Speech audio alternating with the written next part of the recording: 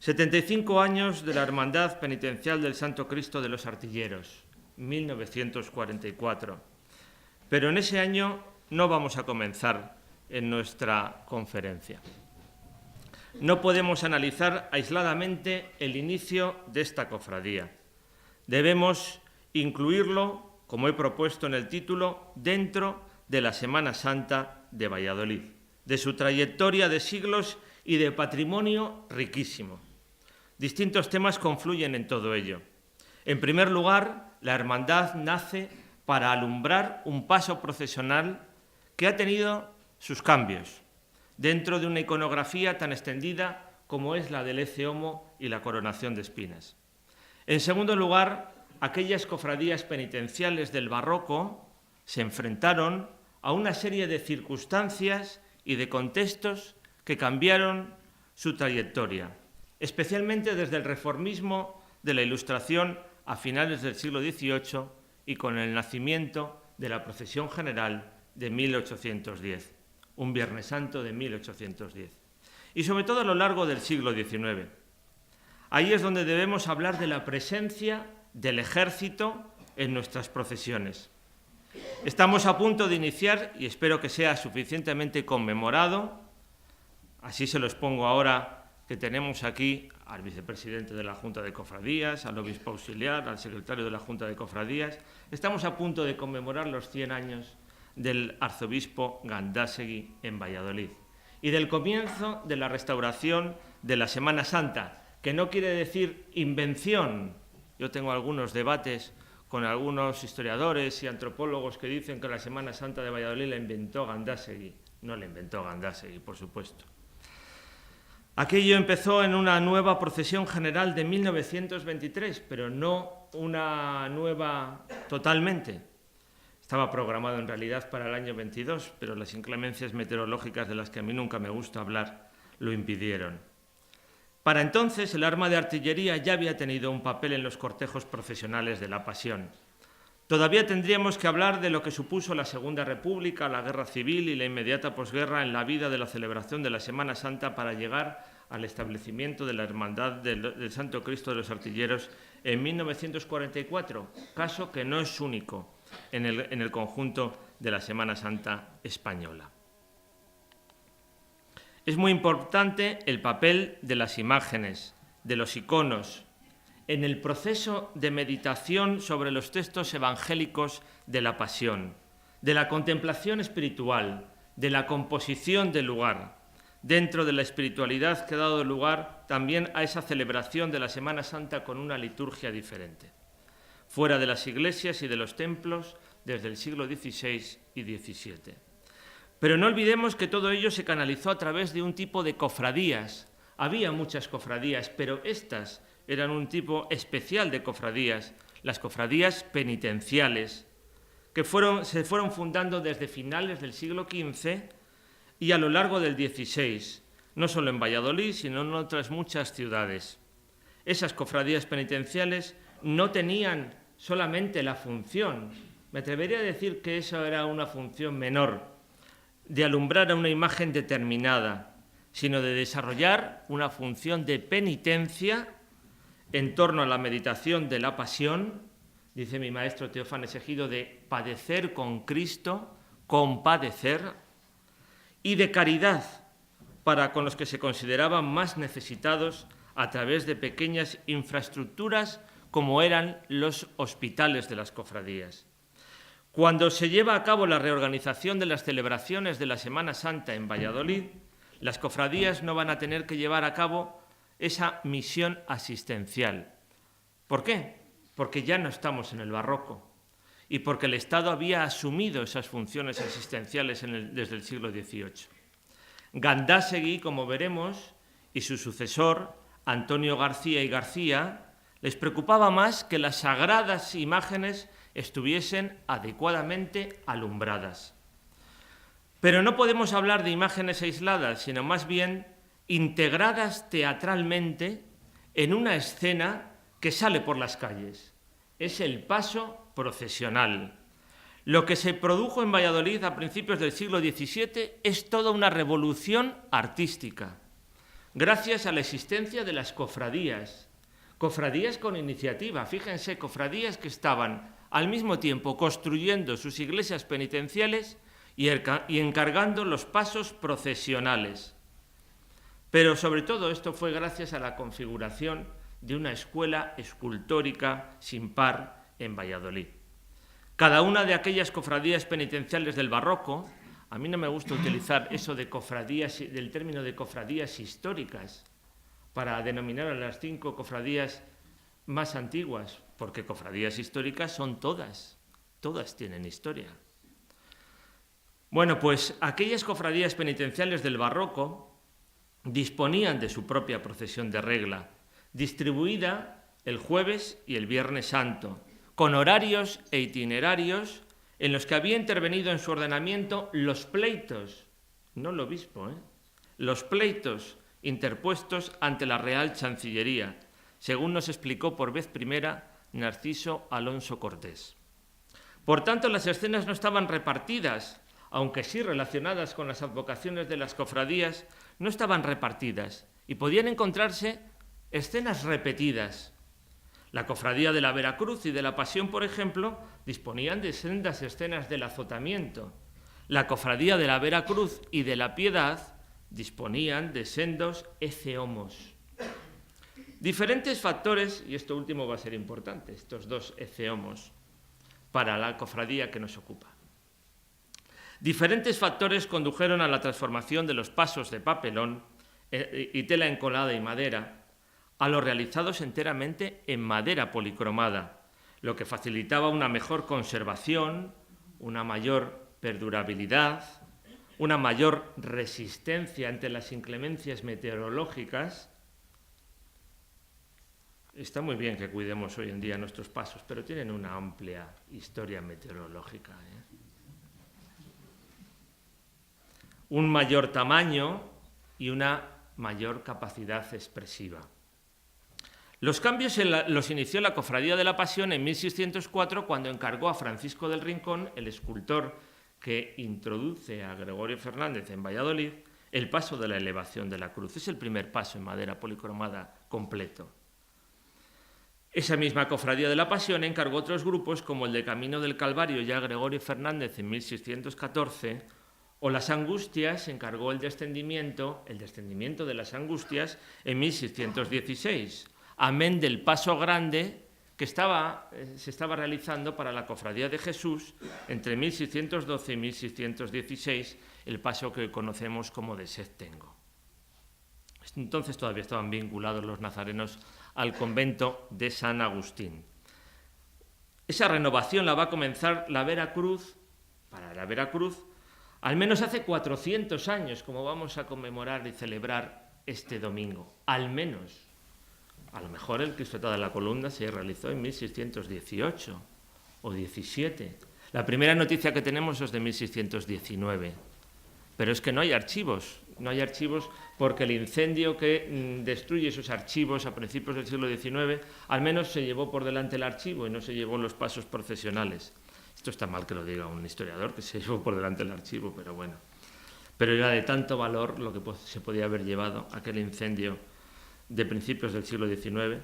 Bueno, pues la Veracruz comenzó esta renovación, vamos a poner, para ser políticamente correctos, en 1619, con el paso del azotamiento, en 1620, con el paso de la coronación de espinas, que a nosotros nos interesa mucho para esta cofradía, ven ustedes cómo no podía empezar en 1944, y el de 1623 con el del descendimiento. Mucho paso para tan poco tiempo. Y menos dinero tendrían. Bueno, la cosa es que el descendimiento lo tardaron en pagar 30 años, o al menos 30 años después de la muerte de Gregorio Fernández todavía se lo estaban reclamando. Por lo tanto, es lógico que la oración del huerto, nuestra valiosa oración del huerto de Andrés de Solanes, todo un tesoro para la imaginería de la Semana Santa en España, de 1629 la hiciese Andrés de Solanes y no la hiciese Gregorio Fernández. Estaban las cosas como para que las hubiese hecho Gregorio Fernández, no habían pagado lo anterior. En el caso del paso procesional de la coronación de espinas, con una imagen central de Gregorio Fernández y de su taller, Esto no es una cosa que les vaya a sorprender. ¿O es que ustedes piensan que Gregorio Fernández hizo todo lo que se le atribuye? Pues estaría todavía trabajando en el taller. Allí estaría en la esquina de la acera de Santi Spíritus. Naturalmente que hacía lo más importante. Y realizaba sobre todo los modelos. Pero ahí estaba la factoría. Es un poco así fuerte. La factoría Gregorio Fernández, la marca Gregorio Fernández estaba ahí, en todos esos pasos. En la imagen central, naturalmente, del Ecce Homo, he aquí al hombre, en las palabras de Poncio Pilato. Pero no estaba solo, ese paso, esa imagen del Ecce Homo, sino que le rodeaban esos soldados, Cristo sentado y los sayones coronándole de espinas, ayudándose de horquillas. Su cabeza se encuentra inclinada hacia el lado derecho con una mirada en busca de la compasión ante tanta burla y sufrimiento y repleta de naturalidad. Es una serena naturalidad. Su corona de espinas es también natural, siguiendo la tradición de las que trenzaba el propio imaginero Fernández. Su desnudez se encuentra reparada en parte por un manto rojo que se cruza sobre las rodillas.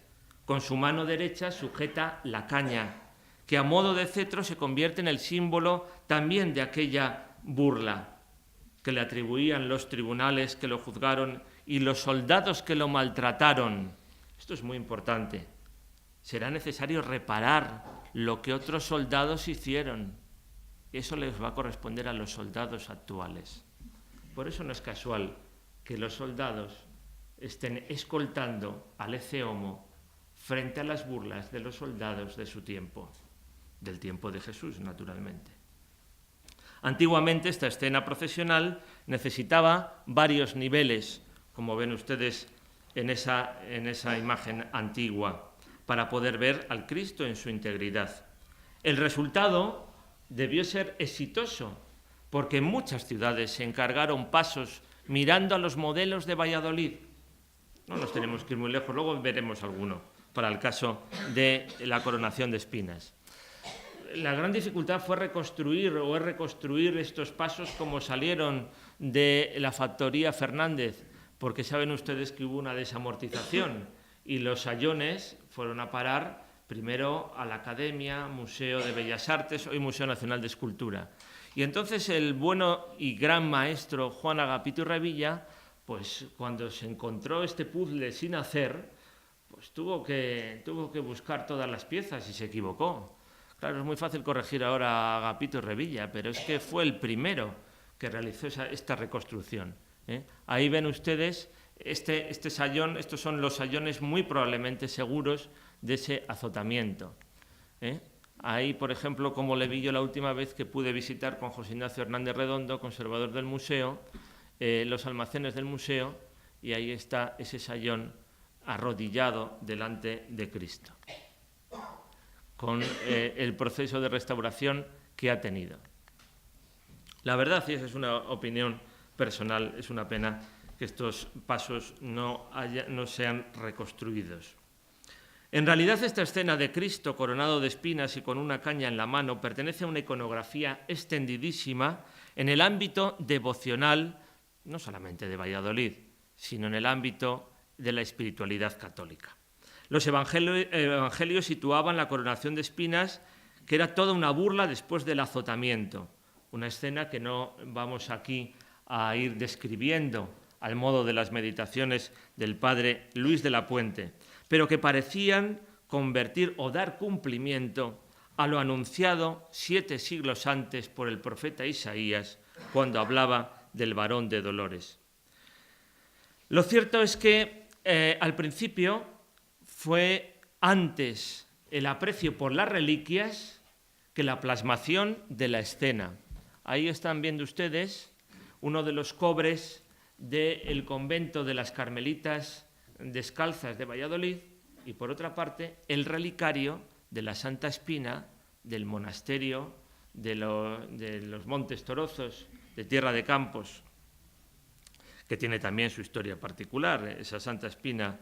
Y saben ustedes también que fue un comerciante veneciano el que vendió la supuesta corona de espinas al rey Luis IX de Francia, la situó en la Sainte-Chapelle de París, y bueno, pues hay toda esa historia habitual de las reliquias. Pues antes fueron las reliquias y después la plasmación de esa escena de la coronación de espinas, que por ejemplo en Van Dyck pueden ver ahí. Casi si hiciésemos un poco de estudio histórico sobre la tortura de Cristo, pues podríamos describir cómo era esa corona de espinas, casi como un casco que se incrustaba en la cabeza. Por eso vemos que los soldados ponían la corona de espinas con esas horquillas, para no pincharse ellos. Bueno, pues fue exitoso la composición de Gregorio Fernández, realizada para la Cofradía de la Veracruz, porque la Cofradía de la Veracruz de Nava del Rey encargó un paso igual, pero no de las mismas dimensiones, sobre todo igual en lo que se refiere a Cristo. Y Francisco Díaz de Tudanca, que es el escultor del siglo XVII, a mediados del siglo XVII, va a realizar también esa escena mucho más completa para la cofradía leonesa de Jesús Nazareno. Pero ese Ecce Homo que nosotros contemplamos en ese retablo de la iglesia penitencial de la Veracruz, como definió el profesor José Luis Cano de Gardoqui, cuando pudo prestarse esta talla para las Edades del Hombre, creo recordar que de Segovia en 2003, le definió como un canto escultórico a la resignación y a la humildad. En ese pequeño espacio devocional que eran los conventos y que eran las capillas, era muy habitual encontrarnos tallas de menor tamaño relacionadas con el Ecce Homo, tallas de menor tamaño que en muchas ocasiones también se convertían en pasos procesionales dentro de las clausuras, dentro de los conventos. Tenían sus propias andas y las monjas realizaban esas procesiones alrededor del claustro. En cierta ocasión también dije, es una procesión permanente de pasión nuestros conventos vallisoletanos. Y la primera, que se refiere precisamente de forma muy clara a lo que es la iconografía del Ecce Homo, en unos textos realmente preciosos, es Teresa de Jesús. La Madre Teresa de Jesús en Camino de Perfección y también en el Libro de la Vida. Miradle en el huerto, dice Teresa, o en la cruz, o cargado con ella, que aún no le dejaban hartar de huelgo. Si estáis con trabajos o triste, miradle en la columna lleno de dolores. Esa imagen del Dios sufriente que sufre en lo humano le llamaba especialmente la atención a Teresa de Jesús, le llamó especialmente la atención a Fray Luis de León, que publicó las obras no completas de Teresa de Jesús. Últimamente se habla tanto por omisión o por acción de Fray Luis de León. Y también le llamó la atención pues, al otro implicado en la polémica, San Juan de la Cruz, cuando decía aquello que en su vida al Monte Carmelo, que las imágenes más al propio y vivo estén sacadas. Pero fíjense, parece que está hablando de lo que va a realizar después Gregorio Fernández, Teresa de Jesús. Pues ya andaba mi alma cansada y aunque quería, no la dejaban descansar las ruines costumbres que tenía. Acaecióme que entrando un día en el oratorio vi una imagen que habían traído allí a guardar, que se había buscado para cierta fiesta que se hacía en casa. Era de Cristo muy llagado y tan devota que mirándola toda me turbó de verle tal, porque representaba bien lo que pasó por nosotros. Fue tanto lo que sentí de lo mal que había agradecido aquellas llagas, que el corazón me parece que se partía, y arrójeme, cabe él con grandísimo derramamiento de lágrimas, suplicándole me fortaleciese ya de una vez para no ofenderle. Esto es muy importante, ver nuestros pasos procesionales desde el guión que trazan los grandes de la ascética, de la mística, de las meditaciones. Los pasos procesionales no salen solamente de un ingenio, no salen solamente de unas estampas más o menos abundantes que tienen los escultores. Los pasos procesionales salen de leer a Fray Luis de Granada, a Teresa de Jesús, a Juan de la Cruz, a Fray Luis de León en De los nombres de Cristo, por ejemplo. Pero les decía yo, el Ecce Homo tiene una gran cantidad, es una iconografía muy extendida, no solamente para los pasos procesionales, sino para esos espacios de devoción. Podríamos hablar, no me quiero alargar, de Luis Morales el Divino. Podemos hablar también de Alonso Berruguete en ese Ecce Homo de las Concepcionistas de Olmedo, que hoy se encuentra en las Concepcionistas de Jesús María en el Carmen Extramuros. Podríamos hablar de otros Ecce Homos que realizó también Gregorio Fernández, por ejemplo, para la antigua parroquia de San Nicolás, antigua porque estaba situada en la plaza de San Nicolás. Hoy la parroquia de San Nicolás es el antiguo convento de los Trinitarios. Y allí esta imagen la descubrió Casimiro González García Valladolid, cronista también de Valladolid, en Pepe Delfín, como bien sabes, ilustre antecesor tuyo. Y Casimiro González García Valladolid la descubrió y primeramente la describió.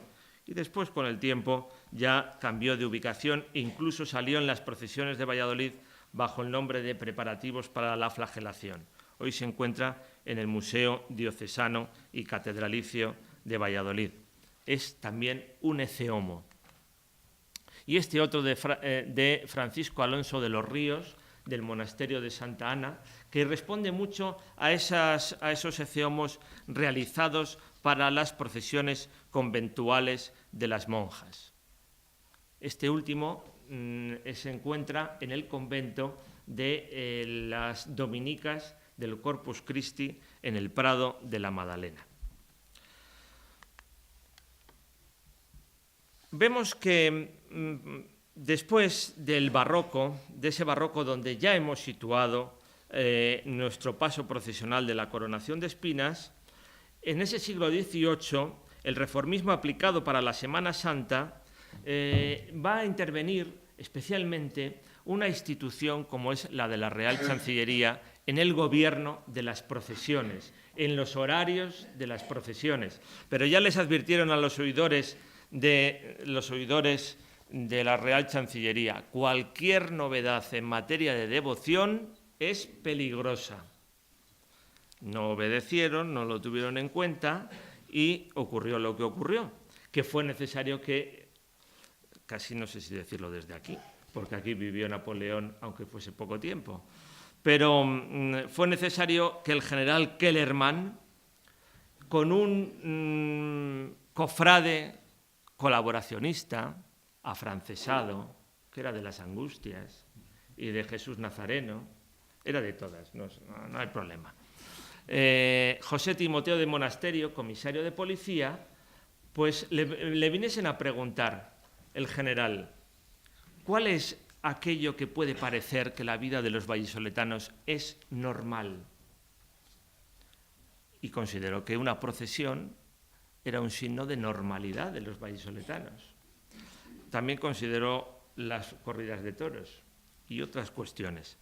Pero José Timoteo de Monasterio escribió un 16 de abril para un 20 a las cofradías: se ha acordado que salga la procesión del entierro de Cristo de las Angustias, para que ésta sea con la solemnidad debida y cada penitencial tenga algún socorro. Hemos determinado que cada una saque una efigie o paso que represente a uno de la pasión de Cristo.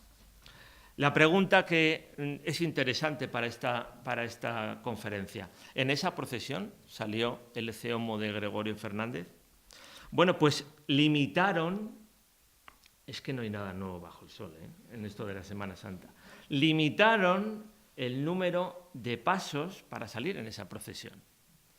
Claro, la Veracruz tenía un problema, que tenía 4 pasos. ¿Cuál elegir? Si elegía los primeros, la oración del huerto, el azotamiento, iba la primera. ¿Cómo iba a ir la primera, la que era más antigua? Y entonces decidieron sacar ellos, como cofradía, si estuviese en la cofradía dirían: decidimos sacar nosotros, y yo les digo: no estábamos allí, ¿verdad?, en 1810. Bueno, decidieron sacar los cofrades de la Veracruz el descendimiento, pero la cofradía de la Piedad alumbró en esa procesión la oración del huerto de la Veracruz y el azotamiento, el Cristo de toda la columna. Y a mayores alumbró el Cristo de la humildad o ece homo de la Cofradía de la Piedad. Qué lío, ¿verdad? Bueno, pues como les he dicho yo antes, es que las escenas estaban repetidas en las cofradías. Había un ece homo en la Veracruz y había un ece homo en la Piedad. Luego le veremos una imagen de la misma. Después, otras cofradías, también el Nazareno salió, el Cristo de la Agonía de la Pasión, que es el Cristo del Paso Grande de la Pasión, el Descendimiento de la Veracruz, el Cristo Yacente de las Angustias y la Virgen de las Angustias. Eso es lo que salió en aquella procesión general del 20 de abril de 1810. Por lo tanto, no salió el ece homo de Gregorio Fernández.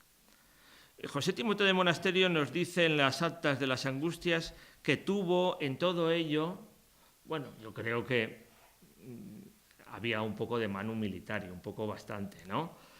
Tuvo poder, maña y sabiduría. Yo creo que sobre todo hubo, pues que el general Kellerman, mi general entonces, pues el general Kellerman, pues dijo que tenía que salir esa procesión y tenía que salir esa procesión. Lo tenemos absolutamente todo de esa procesión, el recorrido, etcétera, etcétera. Por ahí tenemos al general Kellerman. Lo tenemos todo. Cañuelo, Cantarranas, Platerías, El Ochavo, Lonja, Lencería, la Plaza Mayor, la Acera de San Francisco, Orates, Cánovas del Castillo, Catedral, Plaza de Santa María, Cementerio de la Antigua, Andásegui actual, Puente de Magaña y Angustias. Ese es el recorrido de la primera procesión general de 1810. Lo teníamos todo, ¿verdad? Pero no sé si pueden ver ahí ustedes algo que a mí me jugó una mala pasada y que no se lo perdono al escribano de las Angustias de aquellos momentos. Dice abajo, nota de lo ocurrido en el día de ayer, Viernes Santo 21 del presente mes, y lo certificaba en Valladolid, y abril 22 de 1810.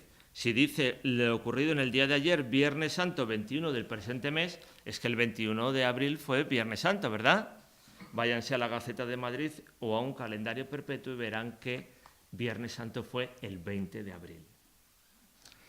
Eso nos ha llevado a los historiadores a afirmar que no nos podemos fiar tampoco de los documentos escritos, aunque vengan de la principal fuente para describir esa procesión de 1810, que es el escribano de las Angustias. Bueno, ¿qué pasó a lo largo del siglo XIX? ¿Salía o no salía de la Veracruz el ece homo? Bueno, pues es que algunas veces salían las procesiones de regla y otras veces salían la procesión general. Por ejemplo, en 1814 la Veracruz plantea una procesión general y ahí iba a sacar la oración del huerto, el azotamiento, la coronación de espinas y, por supuesto, el descendimiento. Y también le indicó la autoridad pertinente, no eclesiástica, sí, de la Chancillería, que tendría que salir la Virgen de los Dolores de la Veracruz. A lo largo de las crónicas de las procesiones del siglo XIX vemos también a los militares, otro de los grandes temas que tenemos que tratar aquí. En realidad, por ejemplo, en el Diario Pinciano, el primer periódico de Valladolid de 1788, nos dice José Mariano Beristain, un diácono muy ilustrado, muy divertido, que la Virgen de las Angustias iba acompañada de la tropa y la música del Regimiento Provincial de Milicias. Y vino ocurriendo repetidas veces, a lo largo del siglo XIX. En esa procesión de 1810, las tropas cubrieron todo el recorrido y nos decía, que me lo he saltado, porque siempre tengo mucho concepto de que el tiempo no pasa, nos decía que los soldados prohibían que los vallisoletanos se cruzasen de una acera a otra, costumbre que también estaba arraigada en las procesiones de Semana Santa en 1810. Y por supuesto que garantizaban, eso lo quería la Chancillería por encima de todo, la presencia de los militares y de los soldados garantizaba el orden de las procesiones, pero no el orden de que fuesen uno detrás del otro, sino que no se cumpliesen o que no se efectuasen ningún altercado, porque las procesiones, y eso no les gustaba ni a la autoridad eclesiástica ni a la municipal, eran por las noches. Y por tanto, los ilustrados, la Chancillería, los franceses, sucesivamente pidieron que los militares estuvieran garantizando el orden en los cortejos procesionales. En 1848, por ejemplo, la procesión del Santo Entierro, que partía de la iglesia de las Angustias, en la tarde del Viernes Santo, como siempre, se alargó hasta este Palacio Real, porque desde este Palacio Real, quizás desde uno de estos balcones, la contempló el infante Francisco de Paula, hijo de Carlos IV y tío de la reina Isabel II. Muy importante lo que nos dice Ortega y Zapata, el abuelo de Ortega y Gasset, pues nos dice que efectivamente en la procesión del Viernes Santo había el pertinente acompañamiento de tropa, siempre. Abría el cortejo un medio escuadrón de caballería, con las trompetas enlutadas y dando al aire roncos sonidos, y seguía el estandarte del Niño de la Bola, que era muy habitual en las procesiones de Valladolid, ese estandarte. Se fijaba mucho en las músicas procesionales, músicas de regimiento. ¿Quién podía interpretar? Ya los ministriles de las capillas catedralicias no eran muy habituales, lo habían sido en el siglo XVIII y en el siglo XVII, siempre música de viento. Pero en esta ocasión ya nos encontramos que después de la desamortización y de la exclaustración, y habiendo sido sustituidos los frailes por militares en los conventos, pues los regimientos tuviesen sus bandas militares. Y nos dice Ortega y Zapata, lo que ocurre es que en esto de la música no era la música adecuada, sino porque en aquellos tiempos se llevaba mucho la música operística en las procesiones.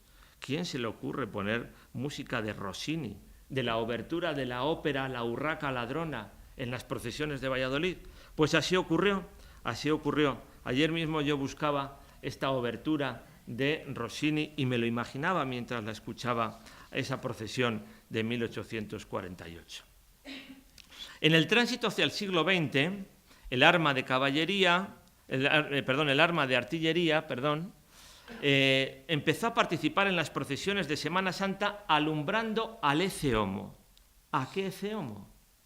El arma de artillería tenía su cuartel hasta 1927 en parte del antiguo colegio de San Ambrosio, en la calle Santuario. No estamos hablando del Ece Homo de la Veracruz, ahí tienen el cuartel de San Ambrosio.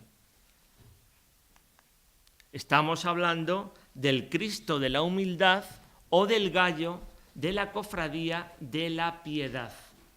De la Cofradía de la Piedad.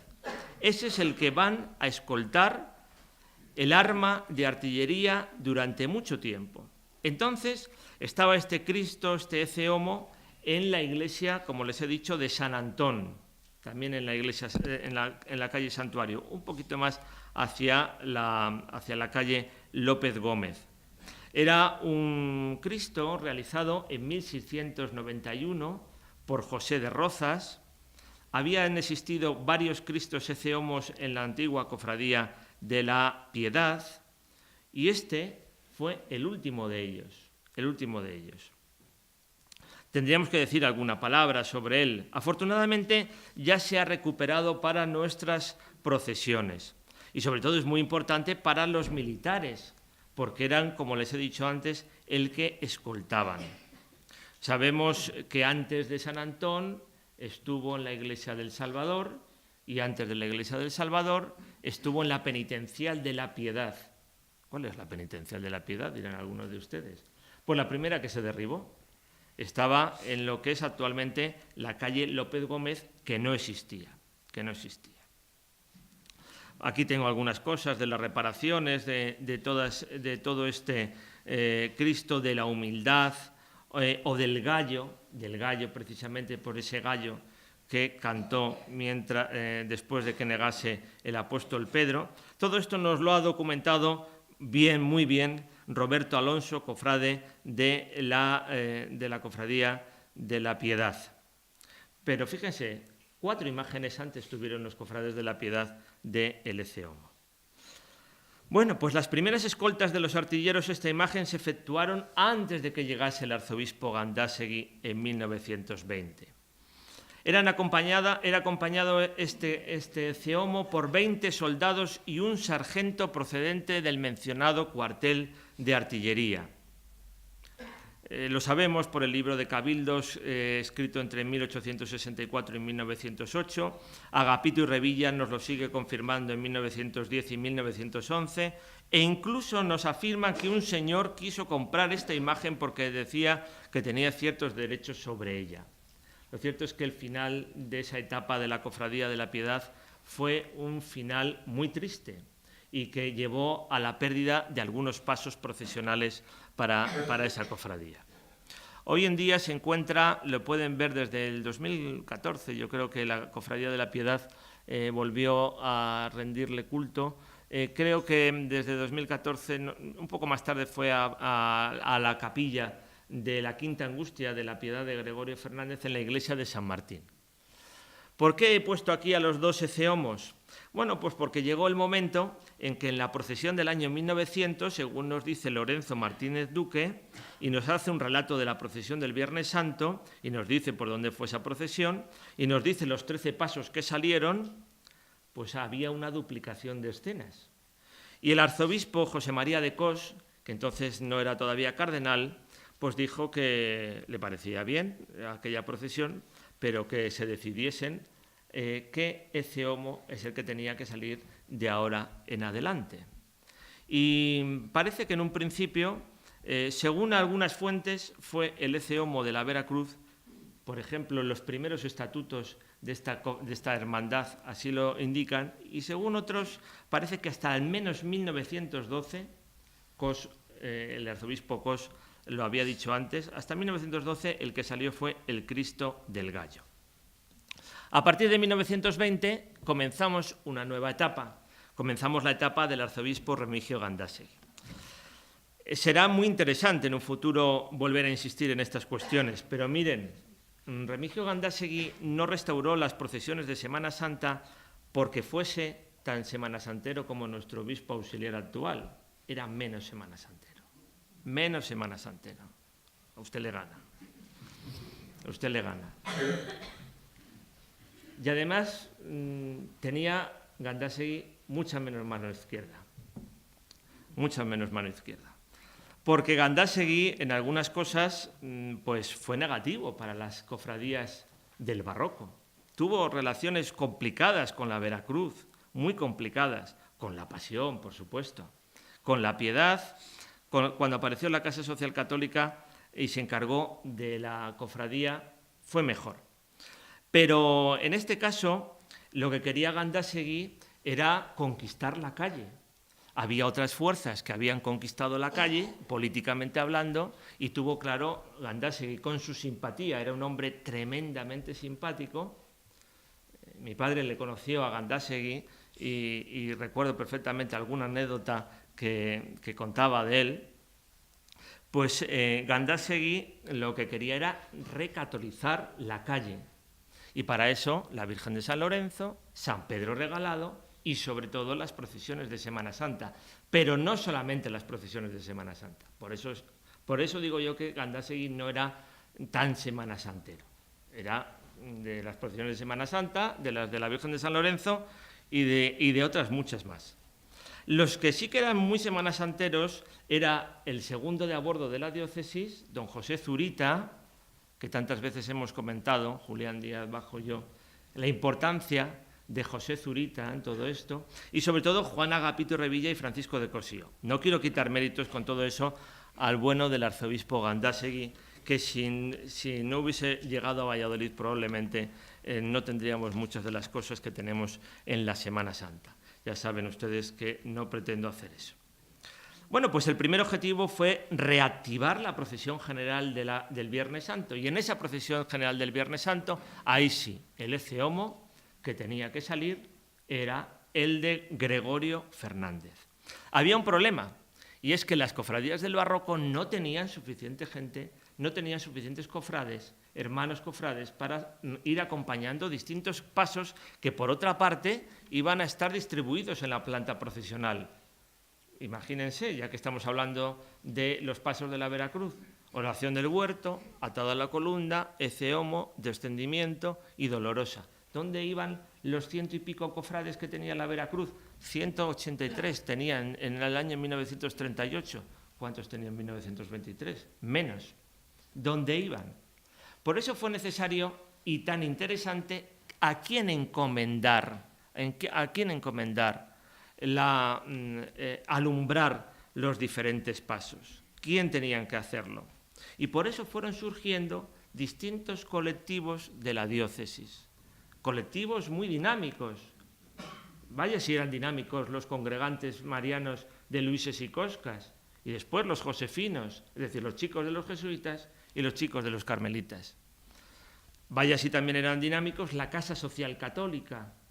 Bueno, pues fueron surgiendo, y hasta que nacieron las cofradías pasó tiempo, porque las primeras son de 1929, las 7 palabras y la preciosísima sangre, en 1930 el Santo Entierro y la institucionalización un poco penitencial de los congregantes marianos de Luises y Coscas. Me interesa leerles en el año 1930 la crónica que El Buen Pastor, el periódico de Gandásegui, sí, la diócesis de Valladolid tenía un periódico y Gandásegui lo impulsó, arce de la procesión del Viernes Santo de 1930. Me voy a fijar en los artilleros, naturalmente.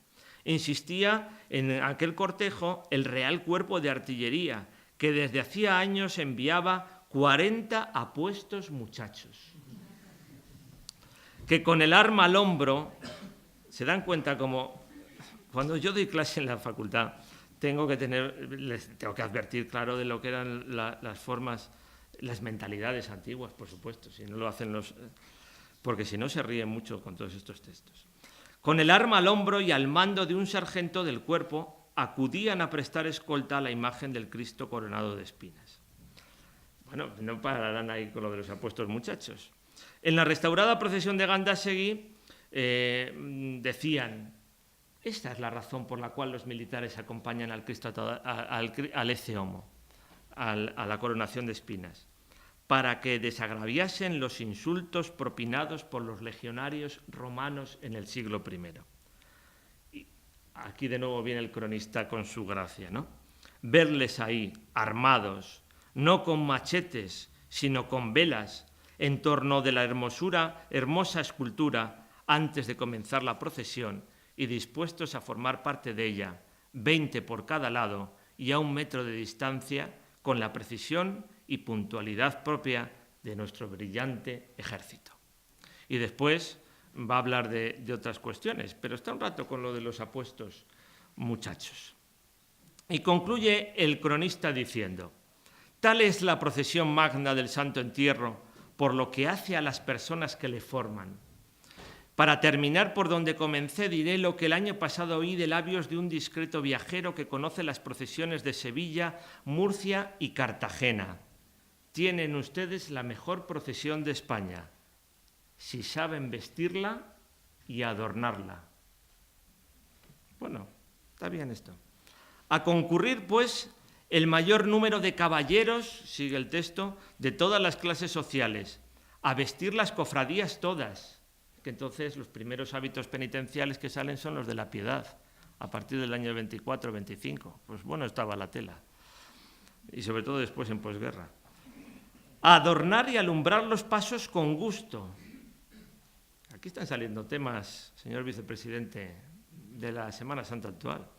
Y todos dirán que no pecó de exagerada la Sociedad de Turismo al anunciar que la procesión de Valladolid es ya, bajo todos los aspectos, la primera de España.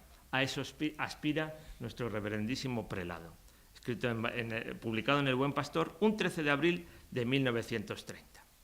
La Segunda República, la Guerra Civil, supuso un cambio en el proceso de consolidación de la Semana Santa, donde no voy a entrar, por supuesto. Pero en el año 37 muere el arzobispo Gandásegui y el arzobispo Antonio García y García impulsó sobre todo la fundación de nuevas cofradías.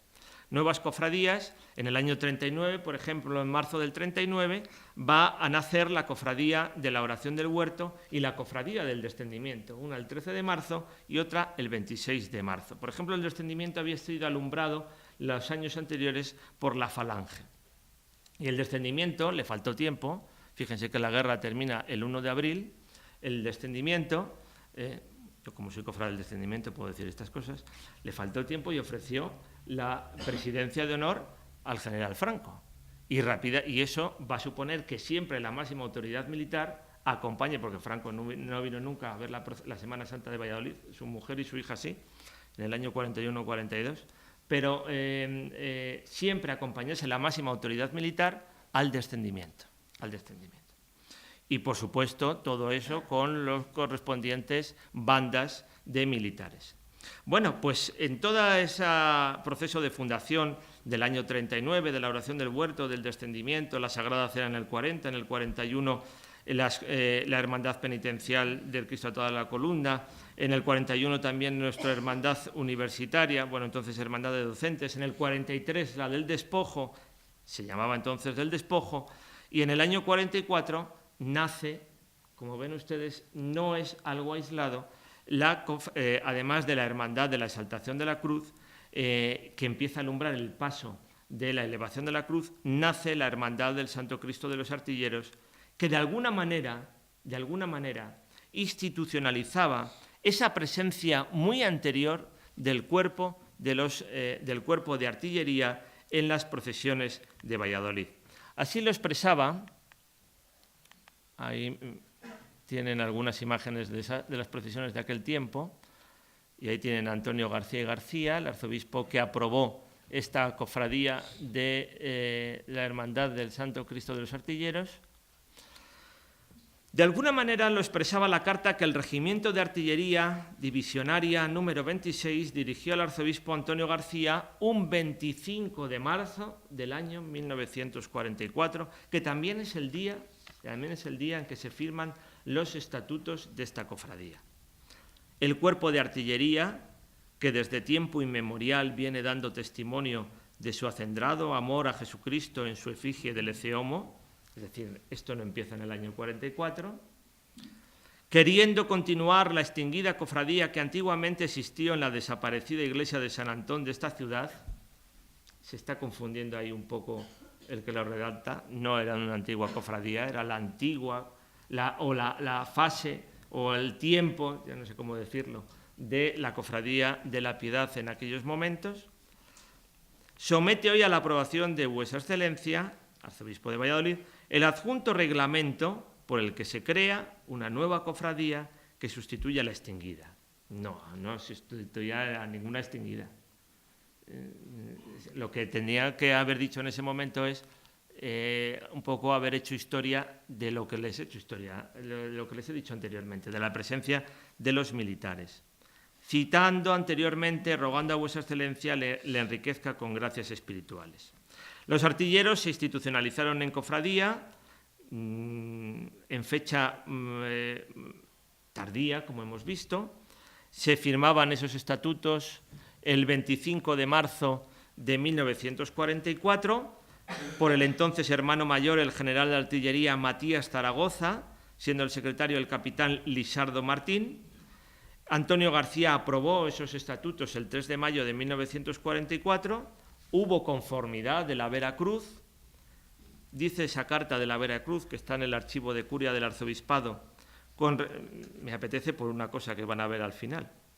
Con relación a su atento oficio de fecha del 24 de abril, comunicando la petición del cuerpo de artillería que acompaña al Santo Cristo de la Caña en la procesión del Santo Entierro, que ha solicitado de su Excelencia Reverendísima ser erigido en cofradía en nuestra Iglesia Penitencial de la Santa Veracruz para dar culto a la referida imagen, acogeremos fraternalmente a esta nueva cofradía y en las mismas condiciones en que hoy funcionan las ya establecidas del descendimiento y de la oración del huerto, cooperando como éstas con la debida ayuda económica para los gastos generales de la Iglesia y soportando íntegramente los gastos inherentes a las funciones religiosas y actos que celebre esta nueva cofradía, y desde luego dejando a salvo en todo momento los derechos de propiedad de esta penitencial de la Santa Veracruz sobre nuestro templo y la sagrada imagen que han de venerar.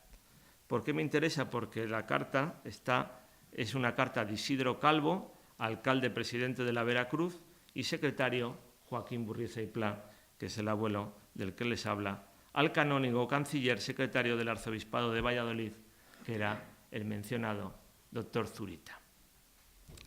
Bueno, pues esto un 2 de mayo de 1944, pero ya en aquel Viernes Santo, 7 de abril de 1944, salieron los artilleros como cofradía en ese Viernes Santo. No es un caso único, porque en el año 45 se funda la cofradía o los artilleros de Medina del Campo.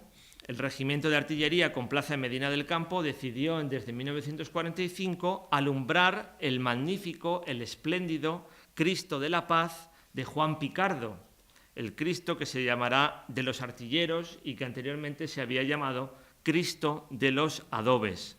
Y también en Sevilla hay una cofradía de 5 líneas de título, que yo no les voy a leer, que está vinculada, termina como de Nuestra Señora del Patrocinio, Santa Bárbara, patrona de los artilleros, y San Bernardo de Sevilla. A la Hermandad de Valladolid se fueron integrando jefes, oficiales y suboficiales de este arma destinados en Valladolid. Así lo especificaban los estatutos. Podrán ser cofrades de esta hermandad todos los artilleros y procedentes del arma de artillería de las distintas graduaciones hasta cabo primero, inclusive, en cualquiera de las situaciones en que se encuentren que cumplan con los deberes que la cofradía impone y no violen las leyes eclesiásticas, debiendo observarse para su admisión lo dispuesto en el canon 693 del Código, según el cual los adscritos a sectas condenadas, los notoriamente incursos en alguna censura y en general los públicos pecadores no puedan ser válidamente admitidos. ¿Qué estatutos aquellos? ¿Qué estatutos aquellos? Como ven, los militares no solamente acompañaban al Santo Cristo de los Artilleros. Ahí pueden ver, creo que es de aviación, a la cofradía de las 7 palabras. Y de nuevo tenemos una imagen del Santo Cristo de los Artilleros, el Ecce Homo, con los sayones. Los sayones van a seguir acompañando durante tiempo. Inicialmente participaron en las procesiones, como ven, con sus uniformes, sin olvidar la vinculación con la Fábrica Nacional de Armas, así como los aprendices del parque. Los hermanos que portaban la cruz guía, la pendoneta, los que conducían el paso, los que ordenaban las filas, ocultaban su identidad tras el hábito penitencial, ausente de capa, como ocurría con otras cofradías en aquellos momentos. Como tal cofradía, su primera salida, como les he dicho, fue un 7 de abril de 1944 y después también volvió a salir los lunes santo en el Rosario del Dolor desde el año 1951. La cabeza de la cofradía, como hermano mayor, era el general jefe de artillería de la 7ª Región Militar, aunque la falta de continuidad en el cargo lo desvinculaba de la hermandad.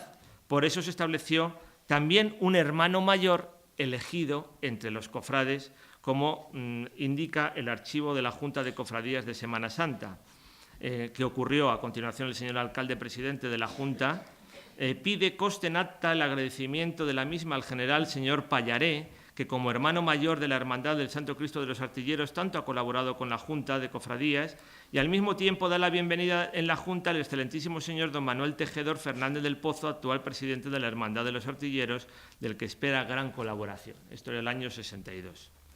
Esos sayones desaparecieron y se empezó a, creo que recordar que en el año 57, se realizó una reforma en la carroza en el año 1960. 60 es cuando desaparecen los sayones, según también lo establece el libro de actas de las sesiones de la Junta de Cofradías.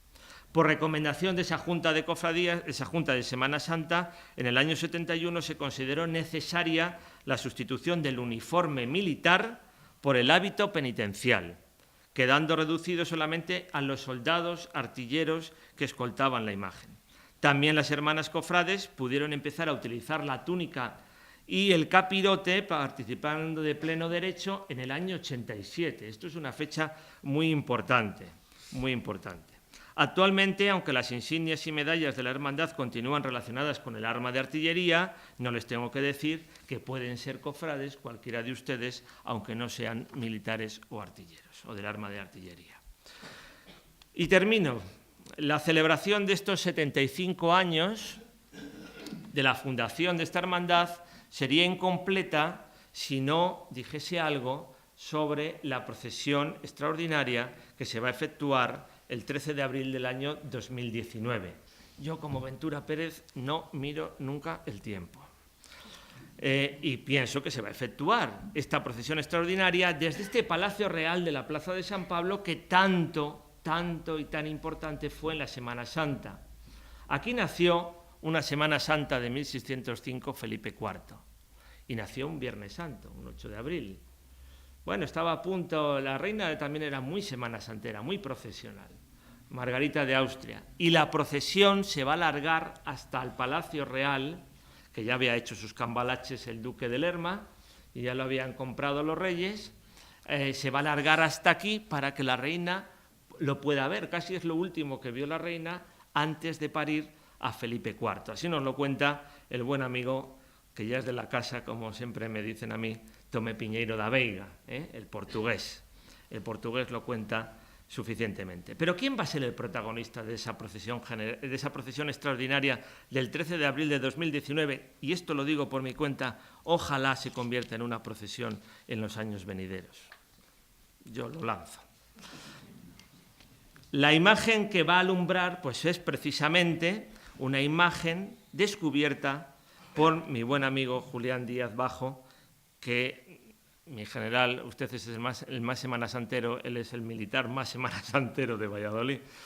Cabo primero, encargado del sistema, lo voy a decir mal, Miles de la ALOG 61.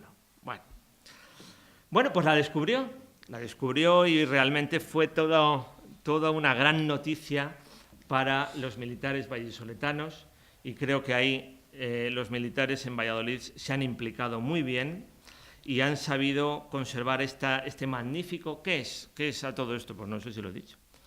Ahí tienen ustedes ese busto de la escuela madrileña de la segunda mitad del siglo XVII, que nos ha dicho José Ignacio Hernández Redondo, que probablemente sea del escultor Sánchez Barba, y que podía proceder. La verdad es que aquí hay un informe que el propio Julián Díaz Bajo me ha proporcionado, muy interesante, de dónde podía proceder esto, porque ha estado en distintos establecimientos militares, y el último lugar donde nos lo remite es precisamente el monasterio de San Francisco de Burgos. Quizás, es una hipótesis, no es seguro. Lo cierto es que un buen viajero ilustrado llamado Antonio Ponz, en 1783, va al monasterio de San Francisco de Burgos, revisa los distintos sepulcros y ve un retablo muy interesante del Ecce Homo. Bueno, podía proceder de allí porque ha estado en distintos polvorines, etc.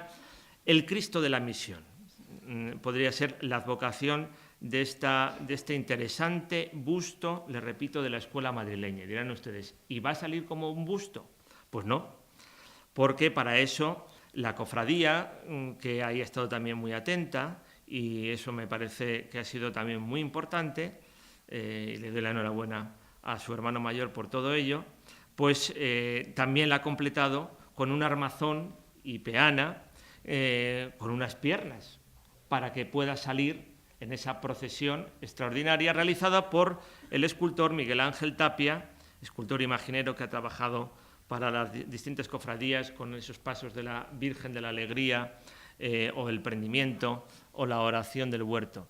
Y ahí pueden ver, bueno, pues que va a estar vestido en la parte inferior, y ahí pueden ver, tal y como yo lo pude conocer un día en este Palacio Real. Creo que va a ser una procesión muy importante para la Semana Santa del año 2019, que además, coincidiendo con el ejercicio público de las 5 llagas, que a mí me encanta, esa procesión de la Cofradía de la Pasión, nos va a permitir estar al equipo médico habitual de los cofrades en el barrio del Palacio. Estamos en el Palacio Real, en el barrio del Palacio, entre las Brígidas, la Santa Teresa, el Palacio Real, y nos va a permitir una tarde de sábado de pasión, de gran meditación, pero también de gran goce espiritual y estético. Enhorabuena por ello, y están todos invitados, aunque yo no sea nadie, a esa procesión. Termino ya definitivamente. Felicidades, queridos hermanos cofrades. Felicidades a las autoridades militares que tienen la titularidad de esta casa grande en la historia de Valladolid, que es el Palacio Real, y de la presencia de la monarquía de España. Palacio en el que nació, como les he dicho, en la Semana Santa de 1605, el rey Felipe IV, al que el conde duque de Olivares siempre le gustaba halagar como el grande.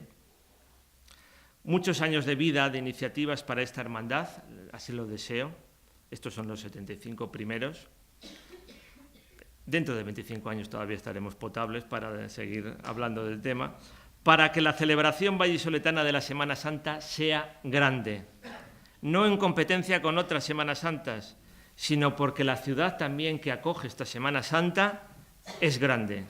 La Semana Santa es tesoro de muchas cosas, de espiritualidad, de religiosidad, de cultura, tiempo santo también de historia, el mejor modo de comprender nuestro modo de ser de Valladolid.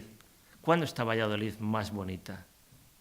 Pues cuando está Dios en la calle, aunque sea en efigie, cuando se expresa desde lo profundo de su alma. Esperamos su presencia este sábado de Pasión en torno al Palacio Real. Muchas gracias.